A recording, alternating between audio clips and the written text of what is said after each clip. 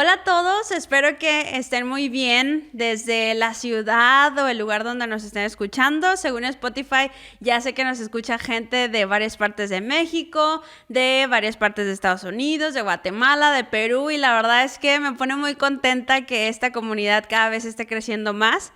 Y bueno, para el día de hoy, que estamos grabando este episodio un 1 de junio del 2020, pues ya se estarían cumpliendo 7 meses desde que llegó el bichito, el mentado COVID-19 al mundo. Y en México ya llevamos casi 3 meses confinados.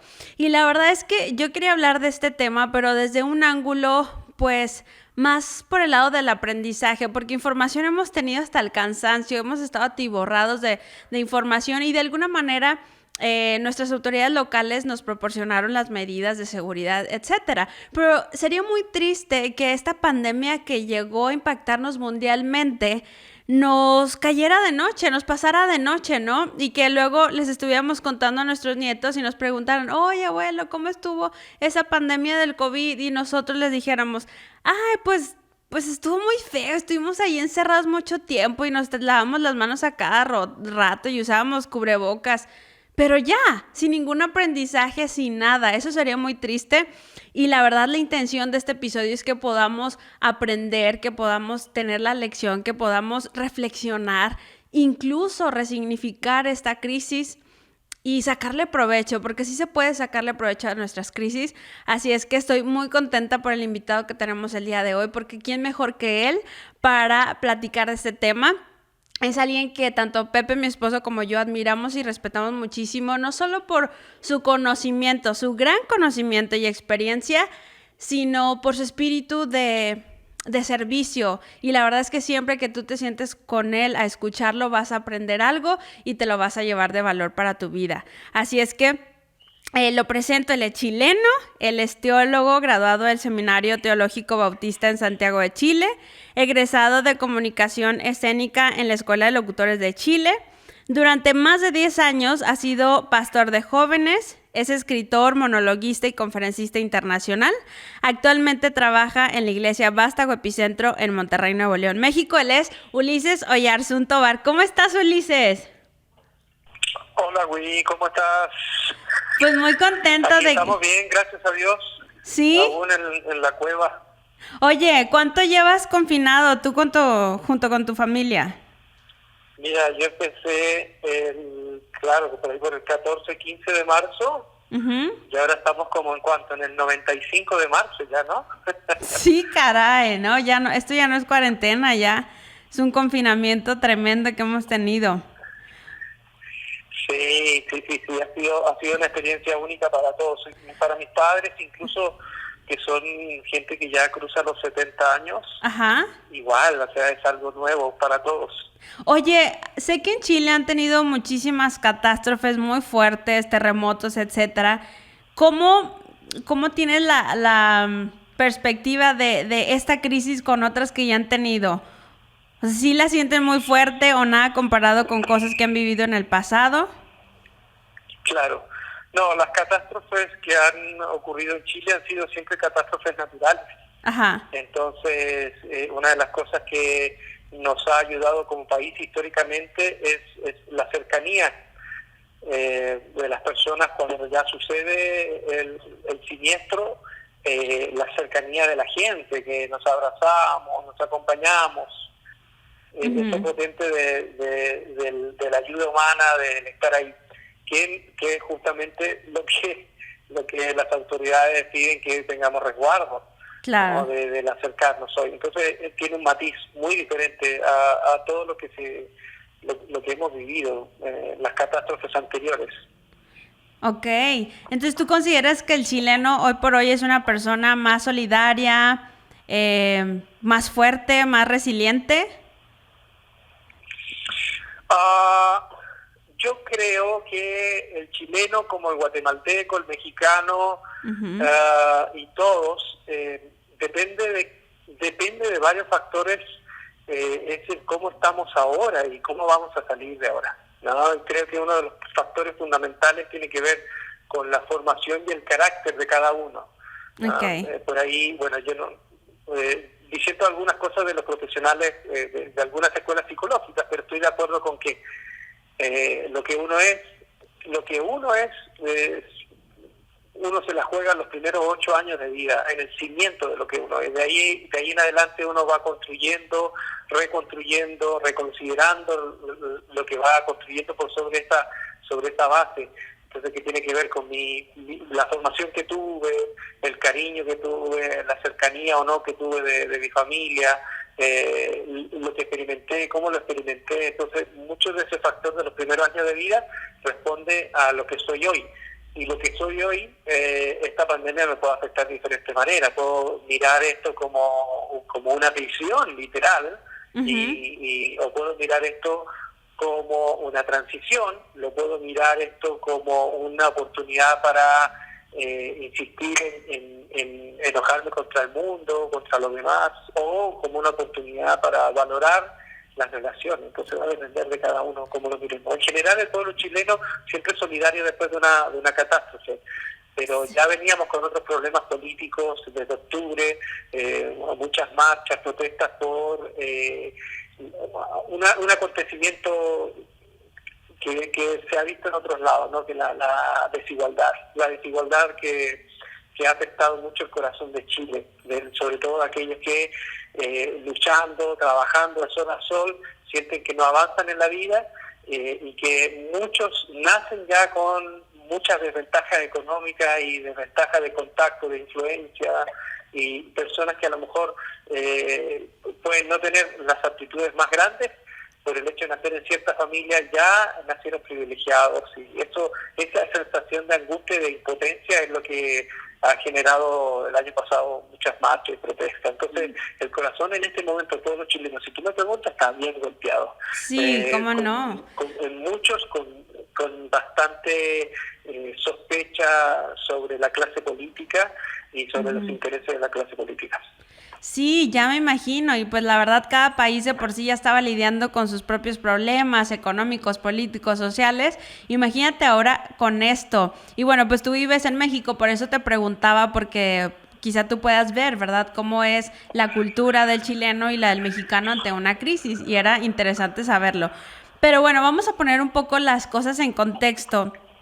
Y primero situarnos, ¿qué es lo que más estamos padeciendo como colectivo a raíz de esta pandemia ocasionada por el COVID? ¿Tú dónde consideras que más nos está pegando así a nivel general al ser humano?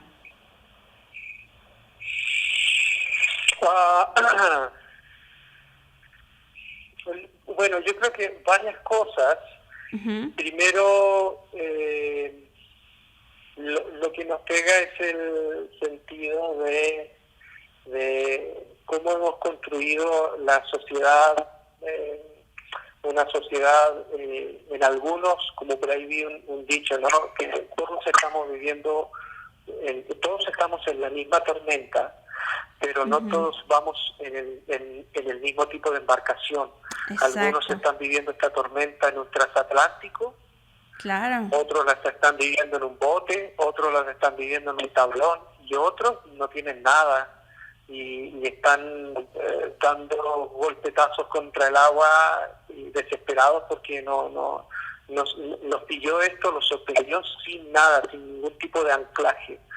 Y yo creo que una de las del golpe es cómo hemos construido esta sociedad. Yo siento que hay una gran posibilidad de aprender, saliendo de acá, de cómo podríamos construir una sociedad más solidaria y con muchas más oportunidades para todos. Eso es un gran desafío, para mí es un gran desafío. Lo otro, obviamente, el tema de bueno, en muchos países todo lo que son las políticas públicas de salud no han dado abastos, pero eso ha significado también que en los momentos más difíciles, terribles como estos, han aparecido personas de mucha nobleza, con un sentido de compromiso con su vocación y con el otro, que de verdad yo me saco el sombrero frente a todos esos seres, tanto en la salud, sobre todo en la salud, en el área de la salud, que aún a pesar de vivir la impotencia de no tener todas las posibilidades en algunos hospitales, todos los insumos y todas las camas, hacen lo posible para poder ayudar a otros. Entonces eso me da esperanza. Claro. Lo que no me da esperanza también, que como creo que golpea y aún enfatizan algunos, la maldad de algunos. Es correcto. La avaricia, el egoísmo. Hay muchos que se aprovechan de las ayudas que llegan a ciertos países. No todas las ayudas llegan a manos hay mucho robo, se revenden esas cosas. Entonces creo que hay, por un lado, lo peor del ser humano aparece en esta crisis y lo mejor del ser humano. Exactamente, estás tocando el punto que el otro día platicaba con Pepe, mi esposo, y él decía que esta pandemia vino a sacar tanto lo mejor o lo peor del ser humano, porque como dices, pues gente que ya tenía tendencias avariciosas o injustas, etcétera, pues aquí se está aprovechando la situación, y gente que ya mostraba cierta nobleza, cierta voluntad para ayudar, pues ahorita se está desprendiendo de lo poco o mucho que tenga para ayudar, y lo hemos visto de muchísimas maneras, ¿verdad? Gente repartiendo despensas, gente organizándose para mandar ayuda, mandar cubrebocas, mandar insumos, etcétera. Y eso es muy contrastante, porque por un lado están ocurriendo cosas terribles y por otro lado están ocurriendo cosas pues muy, muy bellas, ¿no? Muy dignas de admirarse. Pero ¿dónde crees que sea la parte que más nos está afectando? ¿Es a nivel espiritual? ¿Es a nivel emocional? Porque hace cuenta que nosotros estábamos viviendo nuestra comodidad, nuestra vida normal, y de pronto llega esta pandemia a movernos el piso, y es como si nos quitara cualquier tipo de estructura que tuviéramos y nos saca de nuestra zona de confort y de pronto hasta nuestra identidad, porque estás de acuerdo que mucha gente que, no sé, es artista y que está acostumbrada a estar en los escenarios ante cientos de miles de personas y de pronto está solo en su casa frente a su piano y dice, bueno, o sea, me quitaron la música, ¿quién soy ahora? ¿Estás de acuerdo? O gente que había puesto su identidad, su vida, su esperanza en pues su profesión o su estilo de vida, gente que viajaba demasiado y que le dicen ahora ya no puedes viajar más. Entonces sí es muy loco porque pues atenta hasta contra nuestra identidad y nos viene a poner la reflexión de en dónde estamos cimentando nuestra fe, nuestra esperanza y nuestro sentido de la vida. Uh-huh. Por ahí creo yo que hay un muy buen valor que tienen las comunidades o el pensamiento budista. Creo que tiene muy buen valor para este tiempo. Por ejemplo, el budismo propone de que la mayor fuente de desgracias es justamente el deseo. El deseo de una persona que es feliz porque ha deseado un buen viaje, ¿no? Un buen viaje y disfruta ese viaje y se siente feliz. Ese sentimiento de felicidad dura lo que dura posiblemente los instantes de ese viaje, pero al volver viene la desdicha, y si de pronto no hay posibilidades de emprender otro viaje, viene la desdicha y la impotencia de por qué no puedo volver a salir. Las personas que de pronto tienen una buena situación económica y pueden tener un muy buen pasar, eso genera algo parecido a la felicidad, pero cuando no lo tengo, lo pierdo, y era muy dependiente de eso, eso me genera desdicha. Los que de pronto tienen una muy buena imagen física y sienten el aprecio, la admiración, las miradas, claro, eso genera algo parecido a la felicidad, pero si ya empiezo a envejecer, se empieza a deteriorar esa imagen y lucho frenéticamente por mantener esa imagen juvenil, pero con la preocupación y mirándome y la obsesión de todos los días al espejo, eso produce desdicha. Y así simultáneamente hay muchas realidades que, como no son eternas, como no las puedes mantener siempre, el hecho de que se vayan o el pensar en que las voy a perder produce desdicha, preocupación, angustia, zozobra, ansiedad.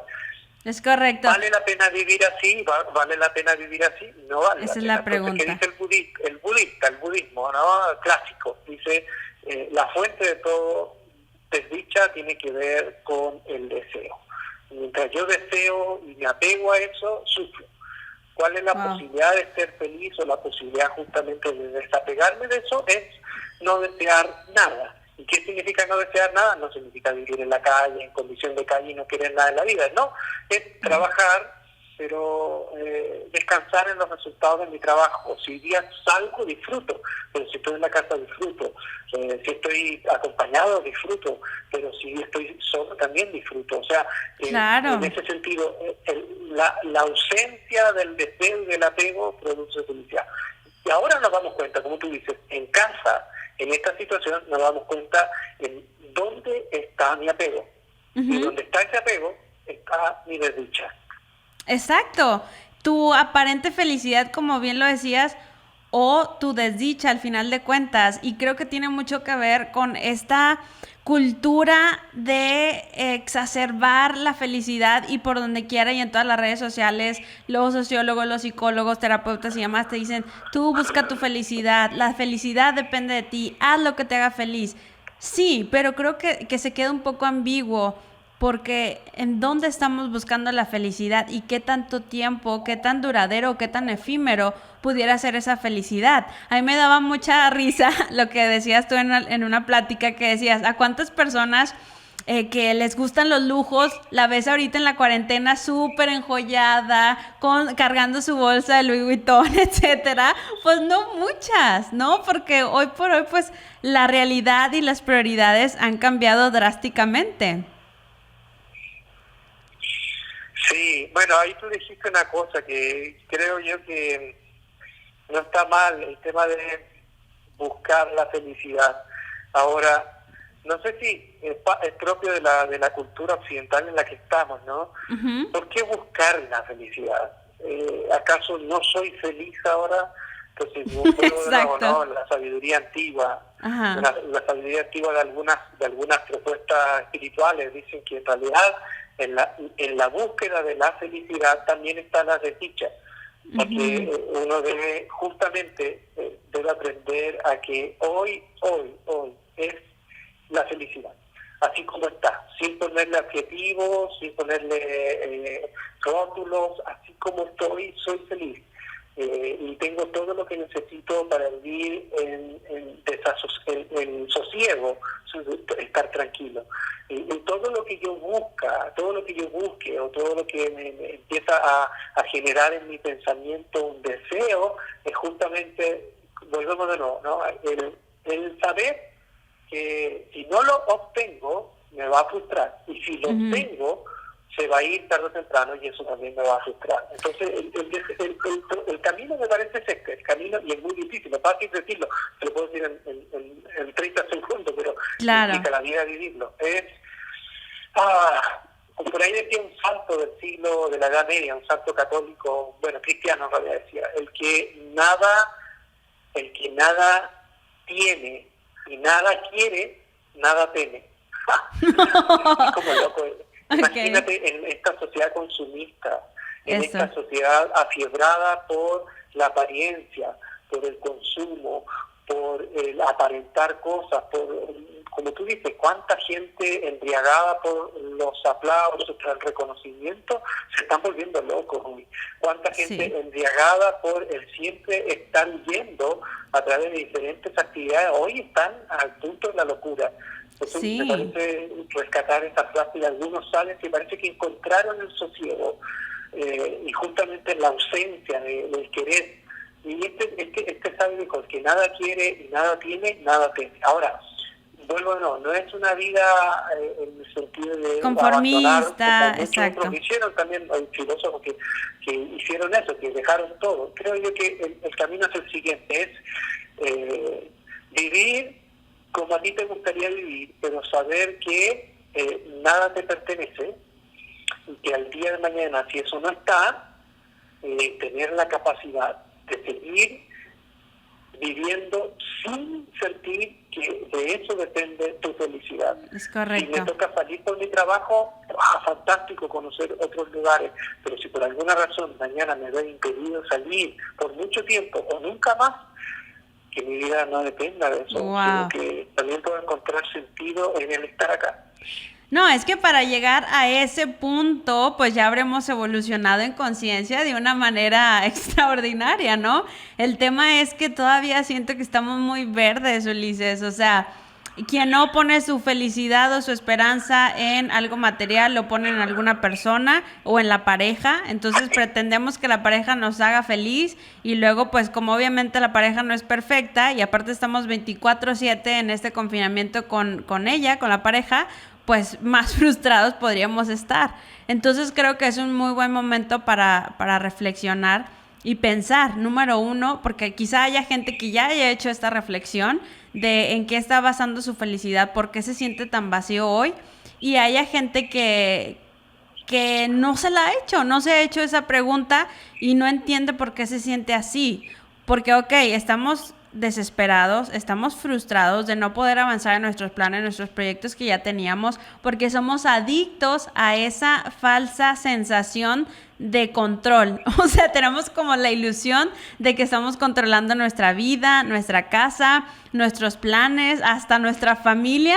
Y la verdad es que no, yo siento que Dios se ríe, bueno, yo que soy creyente, se ha de reír a carcajadas porque, como dicen los proverbios, ¿no? Pues sí, unos pueden ser tus planes, pero otra cosa son los planes de Dios, ¿no? Y lo que va a suceder. Entonces, el poder desprendernos de eso al 100% es lo que nos tiene como súper abrumados, asustados, con incertidumbre.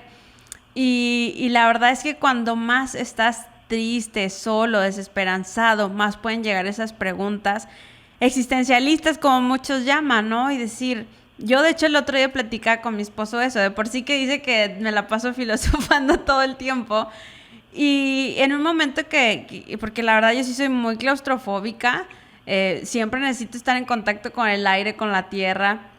Y quizás sea solo una idea, ¿verdad? Porque quizás estaba muy acostumbrada a eso antes y ahorita pues, ándale, el encierro. Y nos fuimos en la camioneta y nos bajamos en un lugar muy aislado ahí en la naturaleza.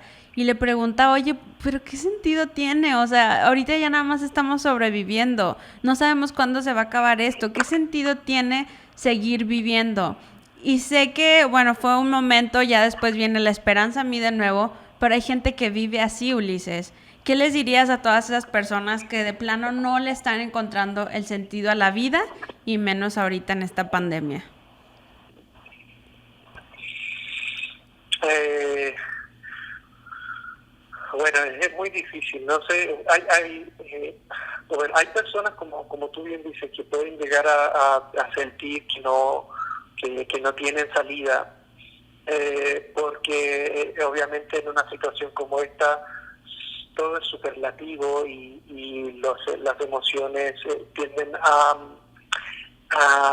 mirar la realidad desde a veces la frustración que es propia de lo que estamos viviendo todos. Entonces hay algunos que pueden llegar a un sentido de desasosiego y de tirar la toalla, pero que, bueno, si hay alguno que está escuchando que llegó a ese punto, que pueda entender que esto no es definitivo, que es normal, a algunos les pasa, muchas personas les pasa, que en estos momentos de incertidumbre, de confinamiento, uno puede llegar en un momento a encontrar que no hay sentido a nada. Eso es muy normal.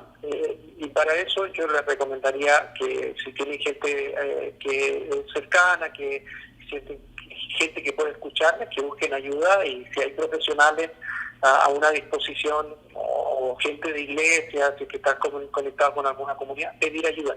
No te quedes solo, es normal, pero no dejes que eso se vaya apoderando de ti, ¿no? Enconando cada vez más. Ahora, hay personas que de pronto ya entran a la cuarentena con un sentimiento bastante pesimista de la vida. Bueno, para ellos, los que me conocen un poquito, yo siempre les recomiendo que busquen ayuda profesional. Hay personas que de pronto ya tienen tan interiorizado el desaliento, que la única manera o una de las únicas maneras de salir ahí es o ayuda profesional y también la fe. Claro. El buscar los caminos del espíritu. Hay muchos sabios, hay mucha gente iluminada en el pasado que cuando tiraron la toalla con el mundo, cuando tiraron la toalla ante la vida y el mundo, decidieron, en vez de quitarse la vida, decidieron optar por el camino de perderse a sí mismos para encontrarse. Y en ese camino encontraron luz. Pero obviamente es un camino de una opción espiritual. Entonces, yo les recomiendo también, de pronto puede ser todas las personas iluminadas, cuando hablo del pasado, ¿no? Gente muy importante en el aporte humano de las sociedades diferentes, ¿no? Orientales, asiáticas, occidentales. Muchos de ellos pasaron, antes de un momento iluminatorio, pasaron por un sufrimiento muy grande, por un sentido de vacío, de pérdida muy grande, un torbellino interno muy profundo. Entonces, a veces el dolor y la sensación de que no quepo en este mundo puede ser la antesala a un descubrimiento, una apertura, un abrir los ojos espirituales. Ok. Híjole, pues la verdad es que en una cultura donde hay tantas corrientes humanistas, demasiadas, y de muchísimas he tenido la oportunidad de aprender, y sí son buenas porque son, pues al final de cuentas son herramientas para la vida, ¿no? Pero lo que yo veo en común es que todos parten del yo, ¿no? Tú puedes atraer la abundancia, tú eres responsable de todo lo que te sucede. Si te está yendo mal es porque tú estás atrayendo esa tragedia a tu vida. Y dices, híjole, o sea, qué difícil y qué responsabilidad tan grande me pones porque pues yo soy frágil, ¿no? Y yo no sé qué día voy a amanecer súper bien y súper positivo y qué día voy a amanecer súper negativo, ¿no? A veces no podemos controlar nuestras emociones como quisiéramos porque no somos tan maduros emocionalmente hablando. Y ahí es cuando yo digo, porque yo a lo largo de mi vida crecí en una iglesia cristiana, mi niñez y todo. Cuando entro a la carrera de comunicación, donde empiezo a ver demasiadas corrientes humanistas y aprender de literatura, empiezo a tener muchísimas preguntas en mi cabeza a las cuales no les encontraba respuesta. Y la verdad es que llegó un momento donde dije, ¿sabes qué? Yo no necesito saber todas las respuestas. Y me di cuenta que la fe sí es muy contraria a esto, porque la fe es creer. O sea, a veces tienes que, como dices tú, Ulises, abandonarte a ti mismo para encontrar esa esperanza y eso más grande, ¿no? Porque dije, oye, pues de cierta manera qué padre, porque mi fe pues es depositar mi esperanza en algo más grande que yo y que el mundo, que para mí es Dios. Quizá tú le puedas llamar de otra forma, ¿verdad? Pero es bien importante la fe porque donde termina el esfuerzo del ser humano, la ciencia y todo, comienza la fe. Y muchos científicos lo han dicho, sabes que yo no puedo con esto, me rebasa, yo creo que sí existe algo mucho más grande que mueve el mundo, ¿no? Entonces, de eso quería tocar, Ulises. ¿Tú crees que tener una fe fuerte nos haga salir bien parados de cualquier crisis, incluyendo la que estamos viviendo? Claro, sin duda que la fe es una presencia que nos trasciende y que nos mira con amor y que nos acompaña, puede ayudar. Uh-huh. Esa es la primera parte una parte de la moneda. Pero por el otro lado también la fe sana, independiente de donde tú la puedas poner, ¿no? Pero la fe sana nunca termina en mí mismo, siempre termina en el otro. Uh-huh. Sí, y vuelvo de nuevo, esto es como tan reiterativo, pero si bien uno puede tener una creencia cristiana determinada, independiente de eso, si tú vas al mundo antiguo, la mayoría de los grandes movimientos tenían un factor en común, tenían el factor de que siempre era un llamado a que esto no solo terminaba en mí, sino que siempre tenía que terminar en otro. Ujú. Y siempre había ese sentido de ayudar al otro, de ayudar en la iluminación del otro. Por ahí tú dijiste algo, ¿no? Que de pronto uno está envuelto en diferentes mensajes de tú lo puedes, tú estás destinado al éxito, tu mundo tú lo puedes ordenar a través de ciertas declaraciones. Y eso. Claro, Yo cada vez soy menos, más cuestionador, creo yo. Bueno, es un tema mío personal, ¿no? claro. Pero a veces tiendo a no ser, a ser un poco incrédulo en cuanto a fórmulas mágicas que sean medias instantáneas. Creo yo que las personas que se han dedicado al tema del espíritu humano, del espíritu de la fe, la espiritualidad, gente que ha dedicado toda su vida, y muchos de ellos tienen un factor en común, que nunca se sienten que llegaron, siempre sienten que están llegando, y la mayoría de ellas ni siquiera tienen hasta miedo de hablar, porque sienten que si ya comparten lo que viven, si comparten sus propias convicciones, lo que han encontrado, si lo comparten con otros, ya se distorsiona, se deforma. Entonces casi todos los grandes maestros invitan a que uno camine, y el caminar demanda la vida. Entonces, cuando llevo a personas que llevan 30, 40, 50 años dedicados a una vida, no solo a charlas, sino a una vida de comprometer toda su existencia en algo, y yo los veo, y de pronto veo por otro lado un gurú del día de hoy, ¿no? Que de pronto tienen, y no soy crítico, por favor, no quiero que me entiendan mal, pero de pronto te dicen que puedes cambiar todo con 15 minutos, 20 minutos, y de aquí a mañana, si tú crees este libro va a cambiar tu vida. No, claro, No, puede hombre, haber imagínate. puede de pronto despertar alguna cosa, pero los profundos cambios significa, punto uno, meterse a herir la tierra a fondo en el ser, y eso la mayoría no estamos dispuestos. Lo que tú mismo dijiste, volvemos de nuevo al comienzo, muchos de nosotros nos ha afectado este confinamiento porque algunos tienen horror de estar consigo mismos, o siempre están Exacto. con un celular, siempre están con una pantalla, siempre están saliendo, y eso es huir. ¿De quién? De uno mismo. Entonces, si tú no partes de realmente encontrarte a profundidad contigo mismo, o con lo que encuentres, ¿no? Porque de pronto uno dice, ya, yo soy esto, y si uno te da un poquito de tiempo y espacio para realmente intentar encontrarse, te puedes encontrar con grandes sorpresas que ni siquiera tú tienes claro que eres.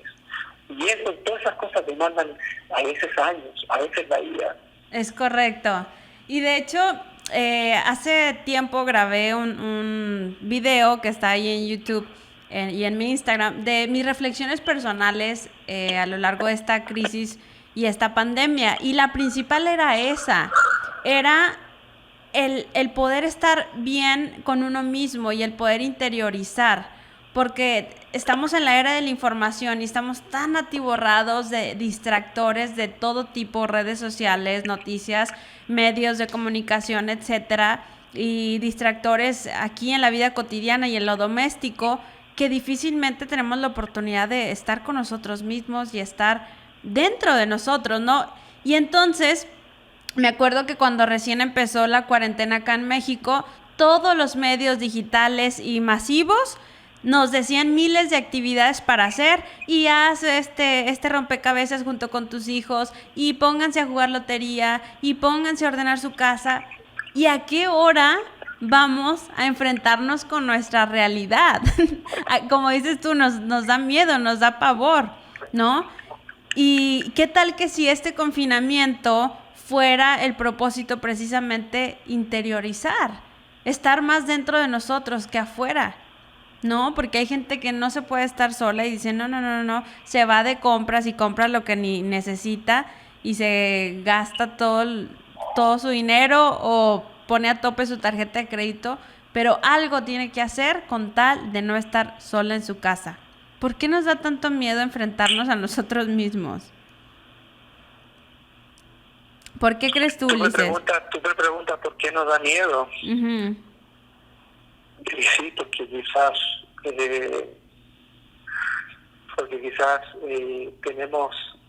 tenemos temor de lo que vamos a encontrar, Claro.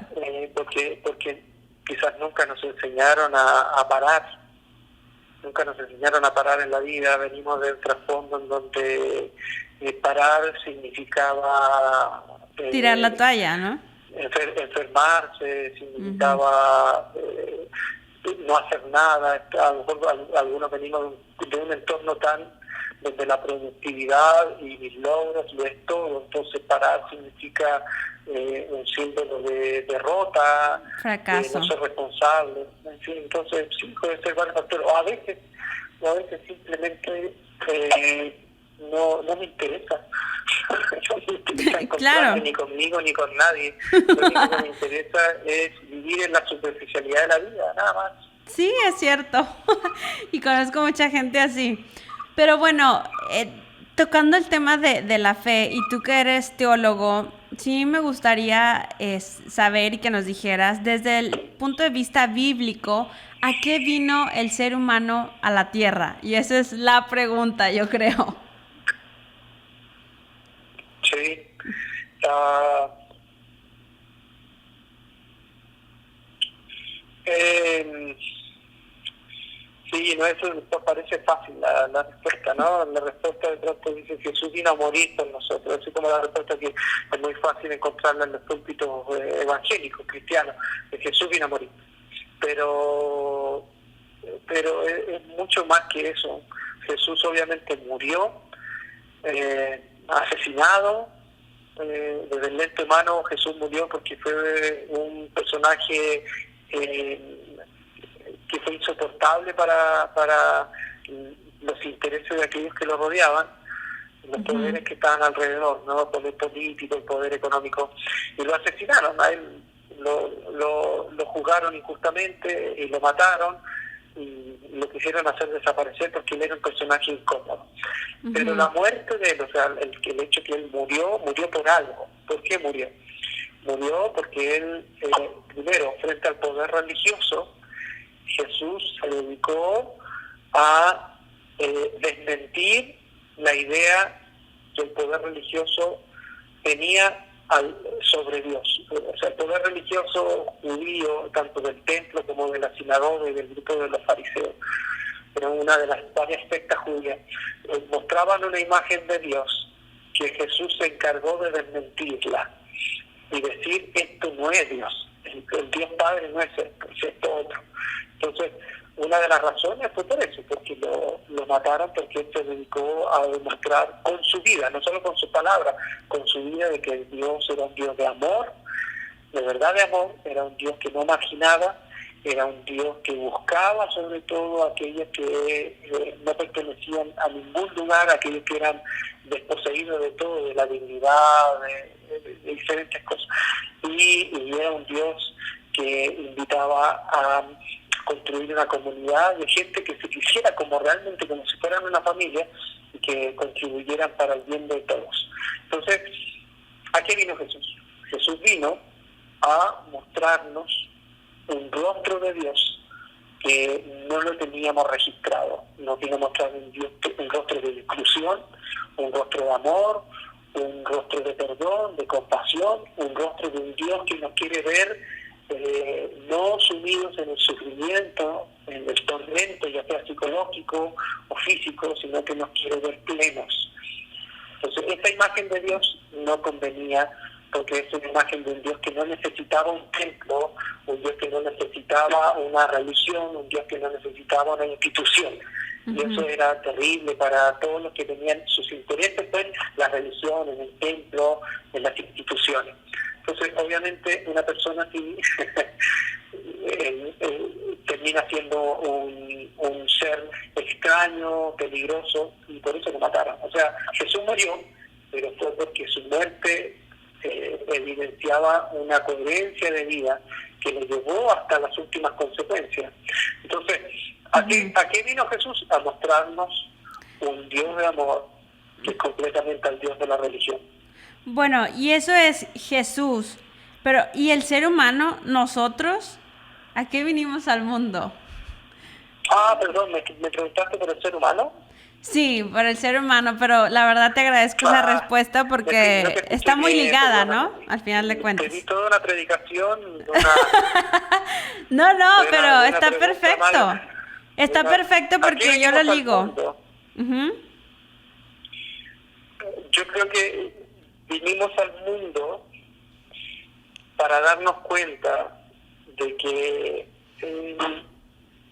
de que podemos ser mejores. Venimos al mundo para darnos cuenta de que solo no podemos, que necesitamos de otro. Venimos al mundo para darnos cuenta de que nosotros podemos ser responsables de otro y podemos no solo recuperarnos de nuestras propias heridas, sino que también podemos enseñarle, por ejemplo, a nuestros hijos, nosotros que somos padres, enseñarles a poder ver el mundo y aprender las cosas que quizás nosotros nos costó mucho más tiempo en aprender. En otras palabras, aquí vino el hombre al mundo,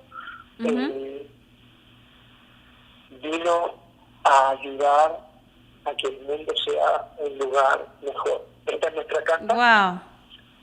Esta es nuestra casa, hasta ahora es nuestra única casa, y nuestra labor es que este lugar sea un lugar mejor, un lugar con sentido. Por ejemplo, si tú me preguntas desde la teología, ¿no? El texto del Génesis, que para mí es un texto que no hay que tomarlo del literalismo, pero es un texto muy bonito porque dice que en el principio, antes de todo, la tierra era un desorden, el cosmos era un desorden, no tenía sentido. Y dice que el Espíritu de Dios se movió para darle sentido. Y el darle sentido significó a poner a cada actor en el escenario de la creación hasta que llega el hombre. Y cuando llega el hombre, ese Dios le dice que lo va a poner para que cuide. Fíjate el término, cuida esta casa, ¿no? Cuídala, tú eres responsable y yo creo en ti de que tú la puedes cuidar. O sea, el sentido de confianza de Dios, de que nos puso aquí para cuidar esta casa y darle y cuidarla significa que le demos sentido, y que al darle sentido y cuidado nosotros también podamos encontrar sentido en nuestra casa. Wow. Híjole, para ahí porque creo que esto sí hay que meditarlo y digerirlo muy bien, porque ahí es donde entra la importancia de la fe. ¿Por qué necesitamos la fe? ¿Por qué ustedes dicen que se necesita la fe? Podrían estarse preguntando. Por esto mismo, porque si tú no tienes una creencia que sea lo suficientemente fuerte para sostenerte cuando haya crisis como esta pandemia que estamos viviendo y otras que nos puedan esperar, la verdad es que va a ser bien difícil salir bien parados de las crisis. Porque si mi creencia es, yo vine al mundo para cuidarlo y para dejar un lugar mejor que como yo lo encontré, bueno, entonces ahí empieza un propósito donde es, a ver, desde mi trinchera, ¿cómo puedo yo colaborar o aportar al mundo? ¿Cuáles son mis dones? Todos tenemos talentos, ¿no? Todos tenemos algo para lo que somos buenos y la verdad es que qué egoísta tener talentos que no estás poniéndolos al servicio de la gente. ¿Por qué creé este podcast? Porque yo creo que la mayor aptitud o el mayor propósito que Dios ha puesto en mí es comunicar. ¿Pero qué voy a comunicar? Bueno, cosas que agreguen valor a la gente, un poquito de entretenimiento porque hace falta de todo, pero quiero poner a personas con experiencia, con conocimientos a disposición de toda la gente que nos va a oír para todos juntos aprender. Ese es mi granito de arena y la verdad eso le da mucho sentido a mi vida y saber que con eso, con mi participación estoy colaborando al mundo. Si tu don, si tu talento es cocinar y a través de la comida tú puedes alimentar a personas para que a la vez esas personas puedan hacer bien su chamba y estén bien nutridas, oye, estás haciendo una gran labor. Entonces yo creo que si partimos de ahí, nuestra vida va a tener mucho más sentido, Ulises. ¿No lo crees? Porque si estamos pensando de una forma egoísta, pues ¿qué me va a dar el mundo a mí? Pues bueno, a lo mejor no encuentras respuestas porque vas a sentirte muy víctima. Sí. Mira, Wii, Dicen que en una cultura antigua, según una cultura antigua, ¿me escuchas? Sí, sí, sí. Ok. Dicen que el infierno no va a ser el lugar de fuego, ni de llama, ni de suplicio. El infierno va a ser una mesa muy larga y van a haber sentado muchas personas con palillos. Bueno, ahí tú te das cuenta que es un relato asiático, con palillos muy largos, muy largos, muy largos, muy largos. Y que la comida va a estar en la mesa, pero estos palillos son tan largos que yo no voy a poder comer porque no sobrepasan la longitud de mi brazo.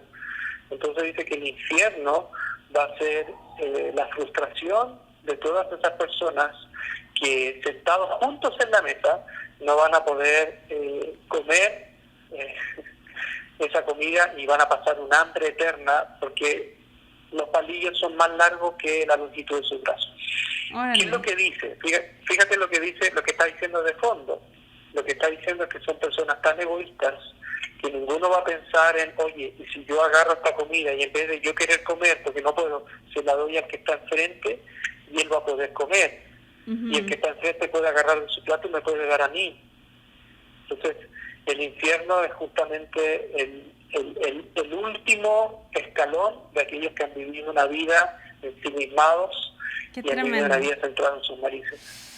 ¡Qué tremendo! ¿A poco no se les eriza la piel con esto?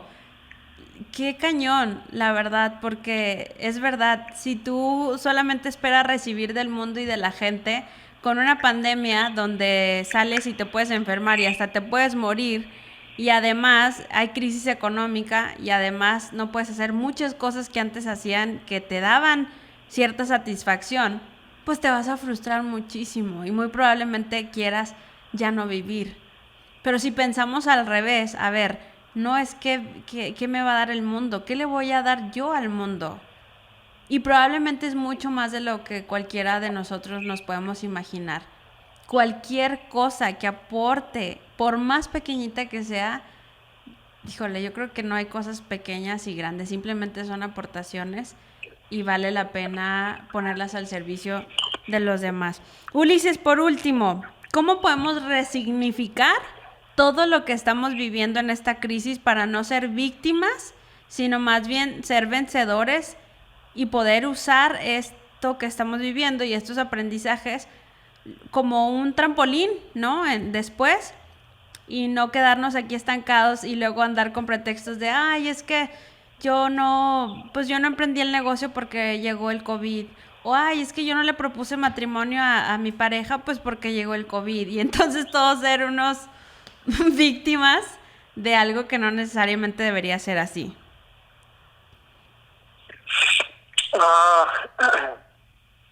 ¿Cómo podríamos resignificar nuestra vida después de esto? Bueno, yo le propondría a la mayoría que se alejaran del internet por un tiempo, que vivieran lo necesario, que no se quedaran pegados en los fake news, las conspiraciones, ni el chisme de acá, ni el chisme de allá. No estoy satanizando internet, yo al contrario uso internet, pero siento que es una gran pérdida de tiempo, fíjate. Sí, y yo siento que es una gran pérdida de tiempo para muchos, no para todos. Claro. Pero para aquel que siente que es una gran pérdida de tiempo, que estar subiendo una cosa y estar pendiente de qué me dijeron lo que yo subí, que estar poniendo esto y estar viendo a aquel que opinó tal cosa. Sabes que yo hace un par de años atrás vivía tan atento y tan obsesionado por las redes, por esto, y me hizo también poder sacrificar eso. Yo uso hoy lo mínimo, lo que puedo usar.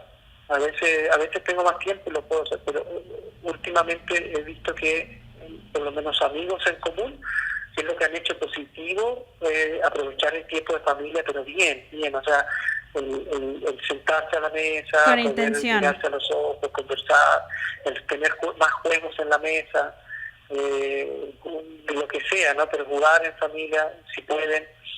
Si vas a ver una serie, claro, aprovechar ver la serie, pero no estar con 2 o 3 pantallas al mismo tiempo, ¿no? Viendo la serie, viendo el celular, viendo acá, no, disperso. Tratar en lo posible de evitar la dispersión.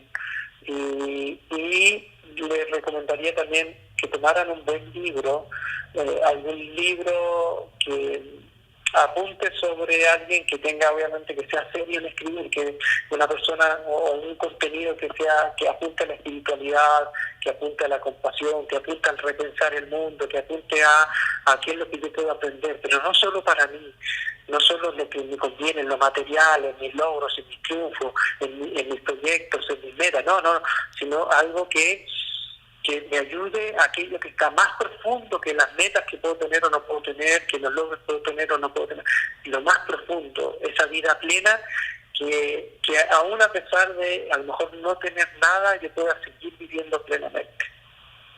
Wow, pues padrísimos esos tips, y la verdad es que yo en lo personal también agregaría el hecho de todos esos aprendizajes ponerlos en práctica. Todo lo que aprendimos de esta crisis, que nunca se nos olvide, anotarlos, atesorarlos y poderlos poner en práctica siempre, ¿no? En nuestras vidas.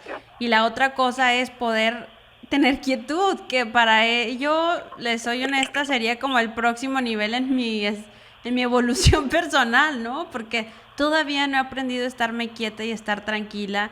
Siempre necesito estar haciendo algo, y quizá tenga que ver con personalidad y no está mal, y no es que esté bien o mal, pero simplemente estar bien en el aquí y en el ahora.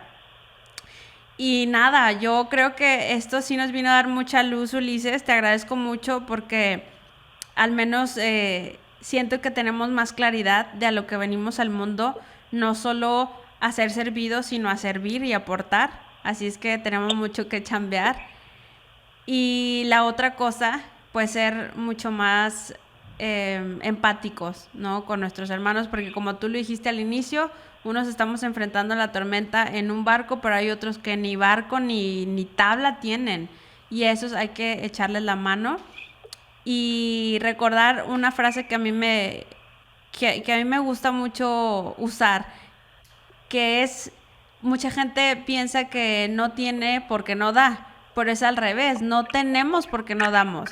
Y ahorita es cuando más desprendidos hay que hacer, y yo les aseguro que se les va a ser multiplicado.